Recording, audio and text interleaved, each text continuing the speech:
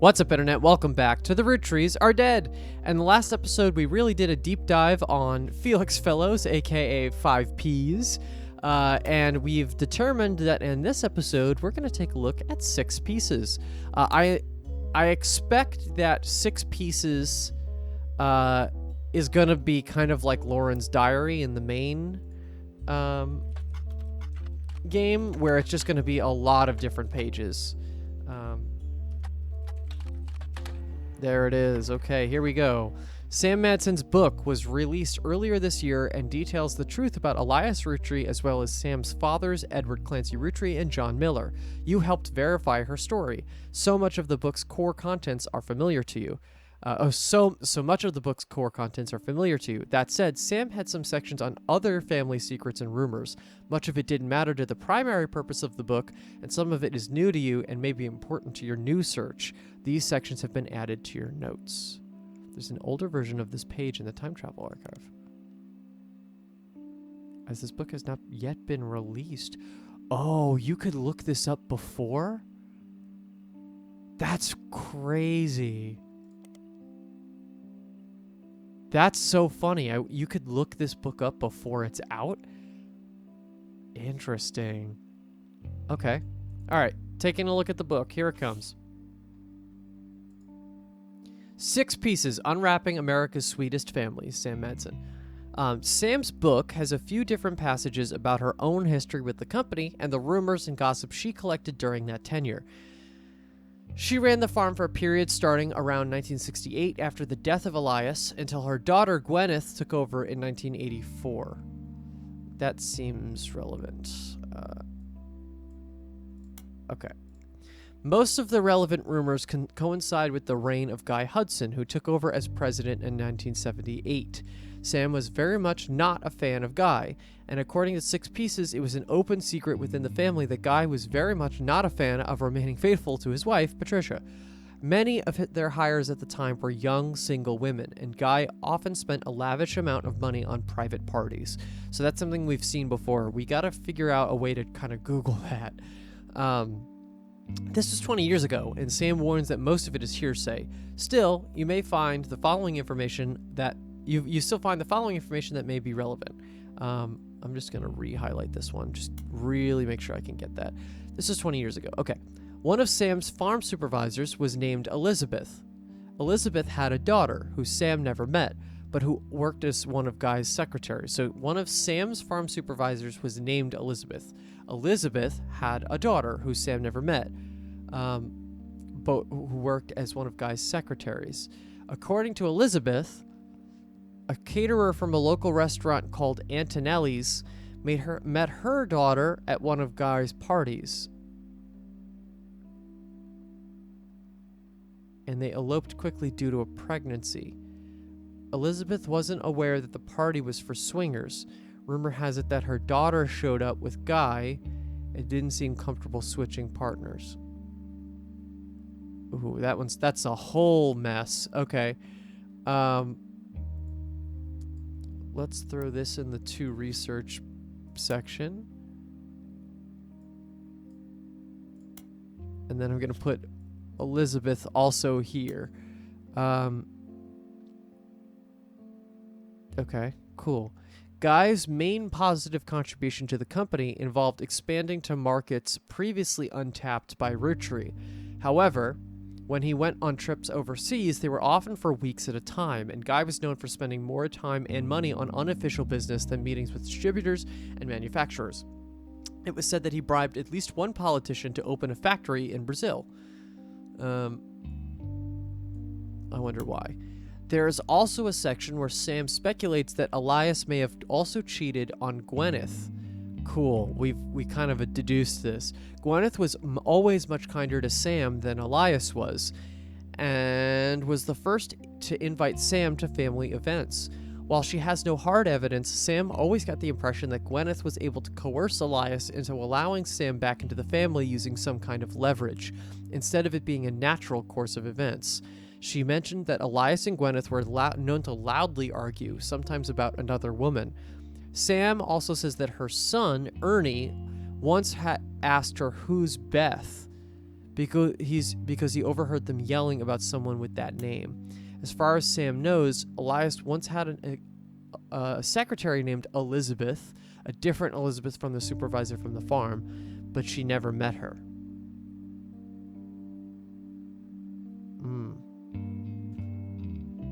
So I'm looking up multiple Elizabeths.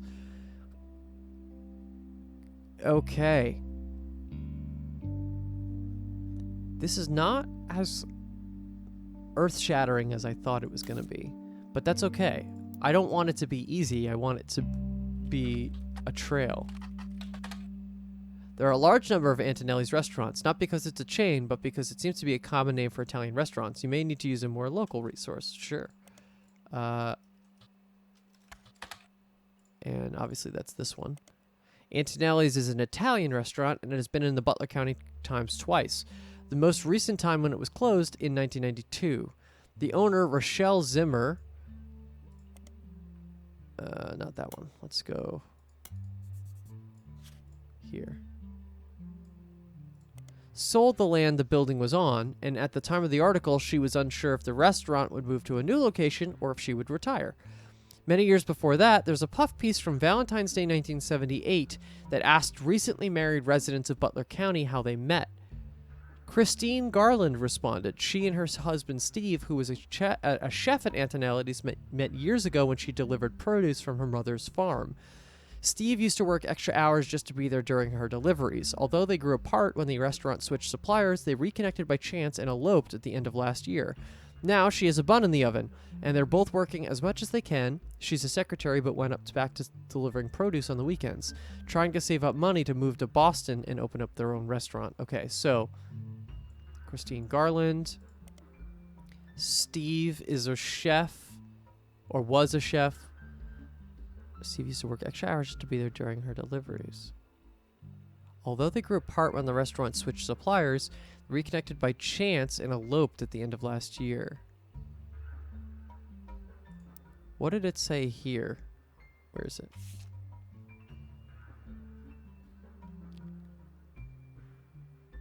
One of the farm supervisors was named Elizabeth. Elizabeth had a daughter who Sam never met, but who worked at one of Guy's secretaries. According to Elizabeth, a caterer from a local restaurant called Antonellis met her daughter at one of Guy's parties. A caterer from a local restaurant.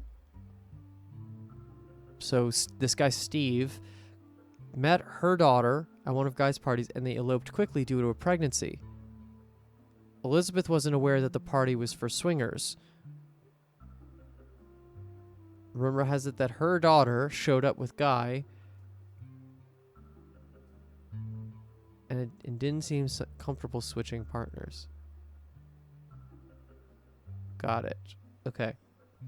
So, and that was Valentine's Day 1978. And I think I finally understand why this is going to matter. So, the whole idea of 5 P's is birth is important because now I'm going to have to place these guys in order.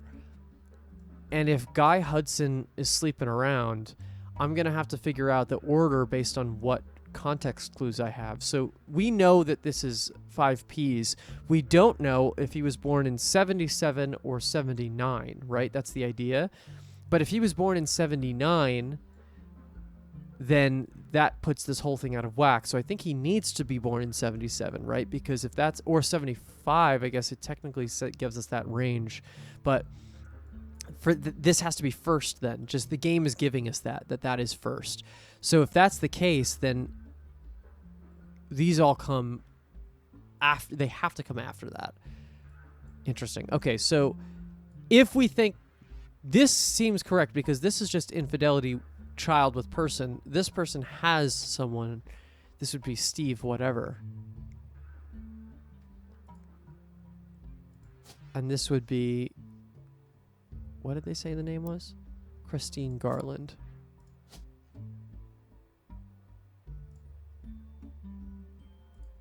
Garland might not be her birth name, though. So maybe we get rid of that for a second. She was a secretary. He is a chef. And then they have a child who is maybe born from Guy Hudson. What I'm not getting is if she knew, if this woman Christine knew that Guy was the person. Okay, so we got a couple things to look up. Let's do this. No, how about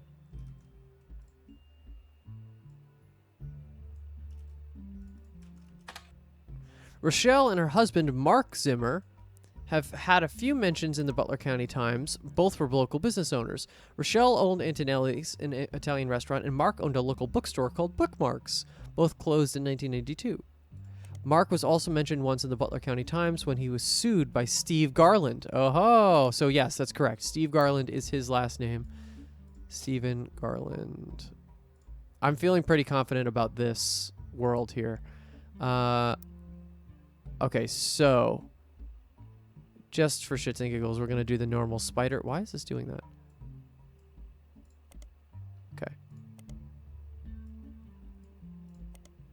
Okay. So yeah, I think all of this is going to be the local level. Okay, how about... Bookmarks appeared in the Butler County Times many times. All of them were in the form of advertisements and listings of events that took place in the store, such as book signings. None of it seems as relevant to your current search, though Lauren Roottrees did do a book signing in 1970. Cool. Steve Garland, though. Steve Garland is mentioned in a couple of articles. The first was an article about how he met his wife Christine when he worked at Antonellis. The second is from months later, in the September of 1978. A listing for his weekend cooking classes, Gourmet for the Groovy. The blurb mentions that he's been giving lessons from his home kitchen for the last month so that he can keep an eye on his son. The third was from 1991 and is titled Local Author Sued by Former Butler County Resident. It seems that a local author by the name of Mark Zimmer was sued by Garland after Garland saw Zimmer promoting his book Kitchen Tales on television. His recipe book was partially plagiarized from the recipes that Steve Garland would give his students during his cooking lessons before he moved. The article mentions that although recipes are hard to copyright, Garland accompanied each recipe with a short fiction about how he learned it. These usually doubled as a way to remember certain ingredients. Garland's bean salad, for example, involved making a trade with a gnome for some magic beans. Apparently, these stories were found word for word in Zimmer's cookbook, in addition to additional stories that followed the same format. Okay, so Kitchen Tales obviously is something we should look up. Anything else here? Let's do that. No? Okay, how about we're placing it all in. Oh, messed that up. Hold on. Okay.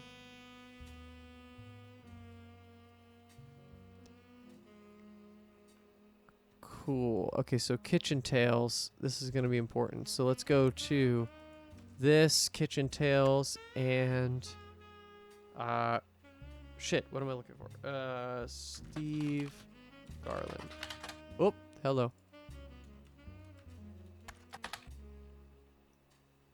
Steven.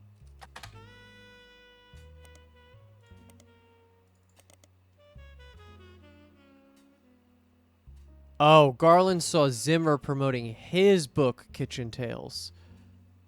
So this is actually Mark Zimmer.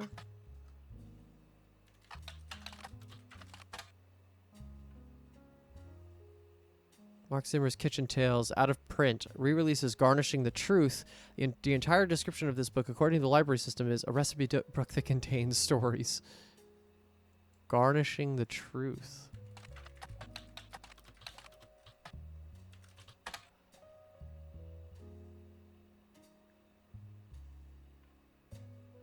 Did I spell it? I feel like I spelled that right. How about...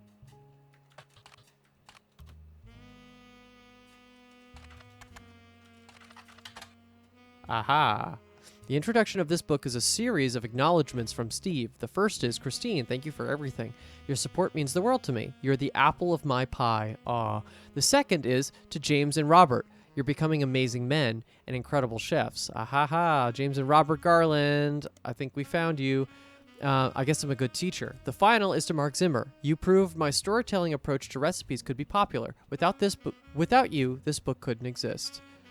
There's also a foreword by Mark Zimmer. I first met Steve in 1978 when he taught a cooking class. The next time I saw him was over a decade later when he was suing me for stealing his recipes. Yes, really. So you might wonder what I'm doing in this introduction. Well, it turns out that Steve and I had more in common than we thought. Instead of settling in court, we settled it at McCarron's brewhouse over a game of darts. They said that they'd give us the first drink of the night free for an entire year of mentioning them. By the end of the game, he and I agreed we'd both rather make a ton of money together than spend a ton of money on lawyers. It's pretty rare to meet your best friend so late in life, but when I decided to retire, I moved to Boston so we could just hang out. So, if you're browsing this book in a bookstore, please buy our book. We need more money for when the free beer runs out, and the bookstore could probably use the sale. Oh, that's so cute. But where is this going? So James and Robert definitely helped me here. So we have a James and we have a Robert. Probably James Garland and Robert Garland.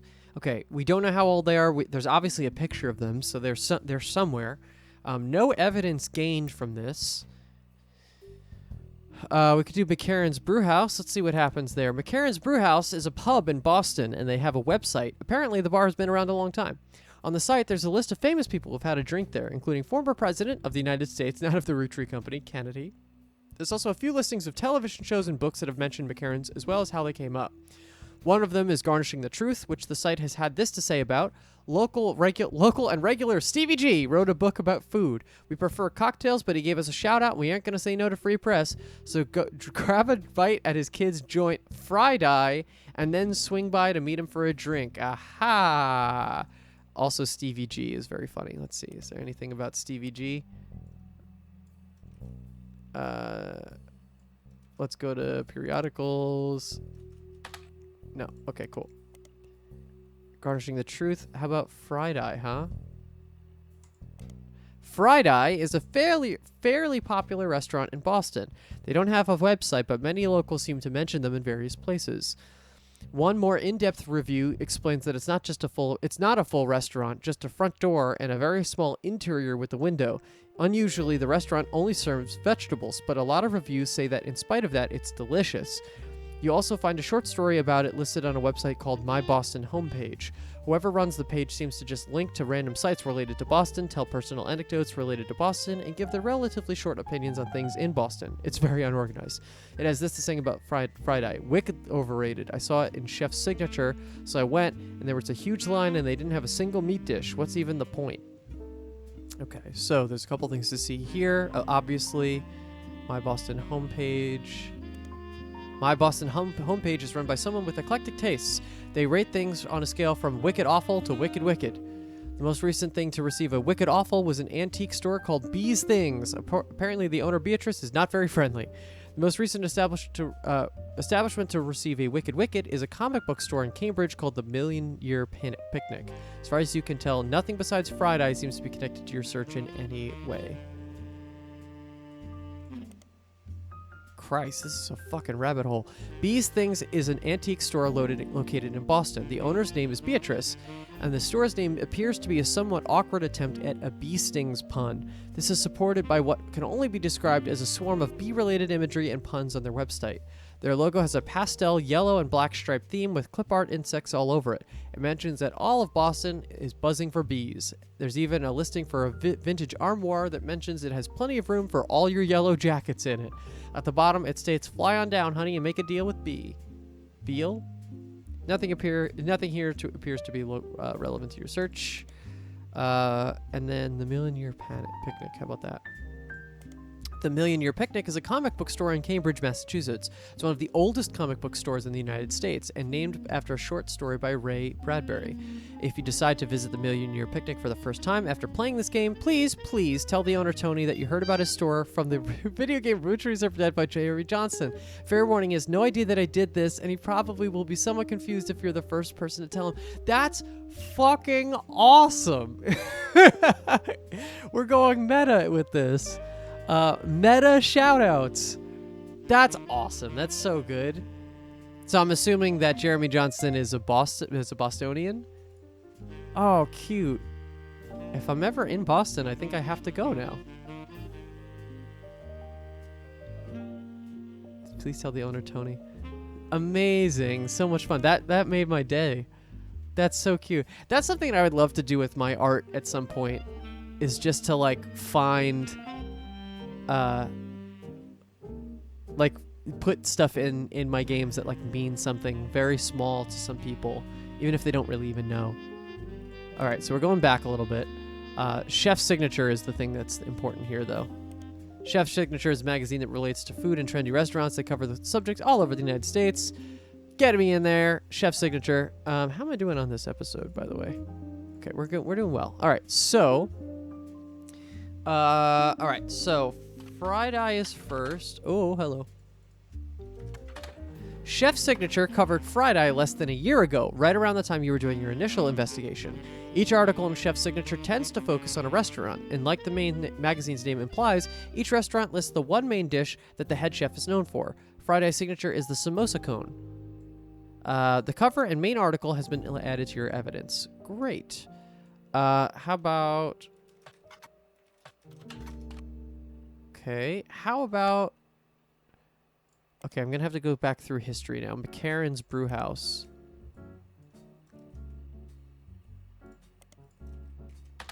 Nope. How about... What was the initial place? Antonellis. This is not going to come up. Only one Antonellis has ever been featured in Chef's Signature. It's called Antonelli's Attic, and they're a dessert restaurant that serves a variety of dishes meant to evoke a neglected part of the house. This includes their signature dish, Cobweb Cobbler, which uses candy floss atop a blackberry pie. They also have a cheesecake they call the Dust Bowl, which is served in a mason jar and has very finely crushed cookie on top of it. As delicious as it sounds, the restaurant doesn't seem related to your search in any way. Okay. Nice. Okay, we got photos.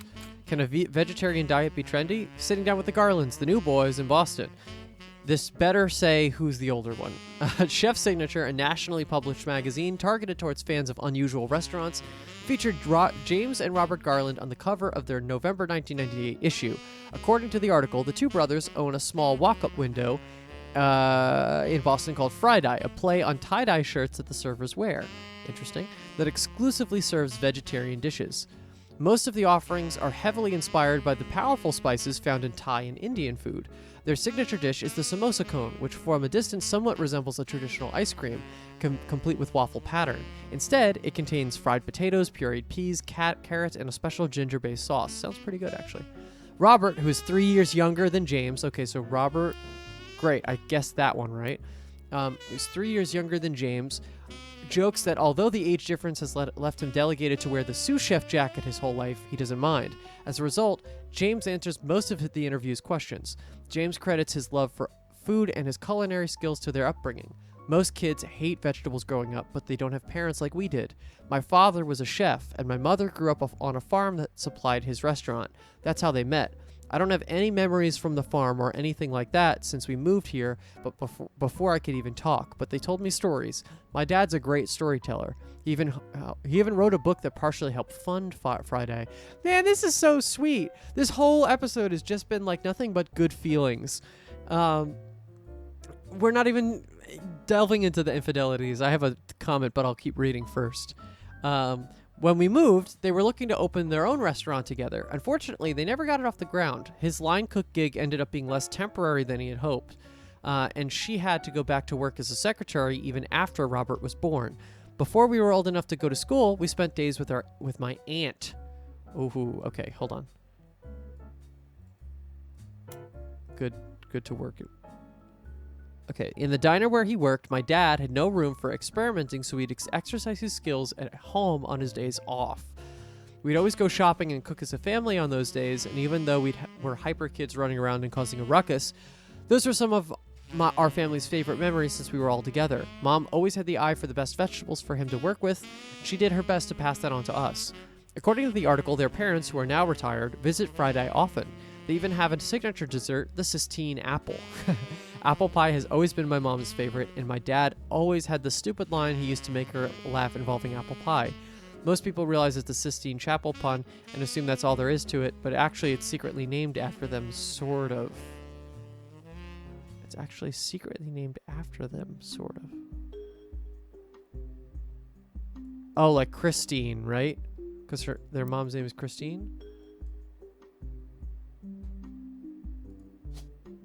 What's last names?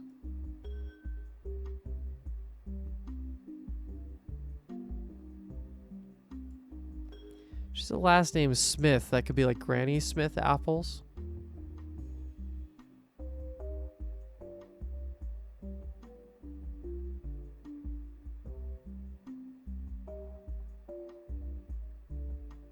Jones Ingram. Clementine. Christine Smith sounds pretty... Where am I here? Even have a signature dessert, the Sistine apple. Apple pie has always been my mom's favorite. My dad has always had the stupid line he used to make her laugh involving apple pie. Most people realize it's a Sistine Chapel pun and assume that's all there is to it, but it's actually secretly named after them, sort of. Okay, interesting. Okay, so yeah, what my comment from before was just, how is this relevant? Because I obviously they're on the tree, but are both of them root trees, or is only one of them a root tree? Because if she was married, so she eloped with Stephen Garland. She eloped with Stephen Garland after being pregnant with Guy Hudson. Did she have 2 kids?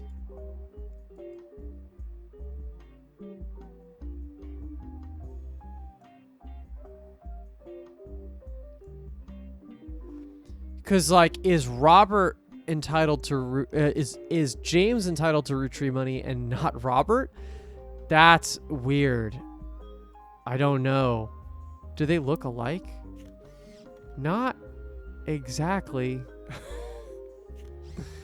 Though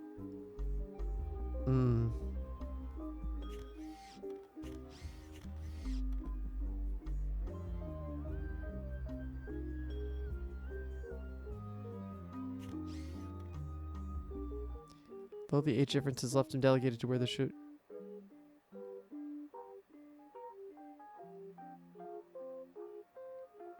So that's a sous chef jacket. So I'm going to assume that that is Robert and that is James. And they are both chefs. Okay, so I am close to having a fourth. I just need another. I just need either her last name. Oh, wait. I could do it. I think I can. If I put this in, this might work. Here we go. 3, 2... Yes!